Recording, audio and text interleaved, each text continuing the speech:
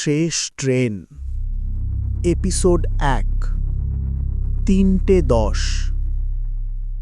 আপনি কি কখনো এমন একটা জায়গায় দাঁড়িয়েছেন যেখানে শব্দ নেই, না বাতাসের, না মানুষের, না পাখির, শুধু একটা অদ্ভুত অনুভূতি, যেন কেউ দেখছে? আমি দাঁড়িয়েছিলাম ঠিক এমনই এক জায়গায়। নাম শালবনী পুরনো রেল স্টেশন। ১৫ বছর আগে এখানে একটা লোকাল ট্রেন দুর্ঘটনায় পড়ে। সরকারি রিপোর্ট বলেছিল ব্রেক ফেল। তারপর থেকে লাইন বন্ধ, স্টেশন বন্ধ, সবাই ভুলে গেছে জায়গাটা। কিন্তু একটা জিনিস বন্ধ হয়নি।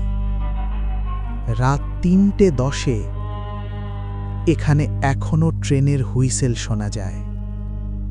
আমি বিশ্বাস করিনি।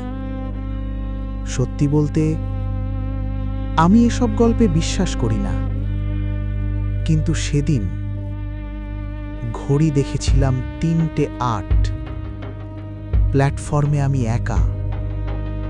হাওয়া নেই, কুয়াশা নেই, তবু বুকের ভেতর চাপ। ৩:০৯। হঠাৎ রেল লাইনের ওপর মৃদু কম্পন, যেন দূরে কোথাও লোহা ঘষা হচ্ছে। আমি ঝুঁকে দেখলাম, লাইন ঠান্ডা, কোনো আলো নেই সামনে। ৩:১০। একটা তীব্র হুইসেল, এত কাছে যেন আমার কানের পাশ দিয়ে গেল। আমি চমকে উঠে পেছনে তাকালাম। কিছু নেই, কিন্তু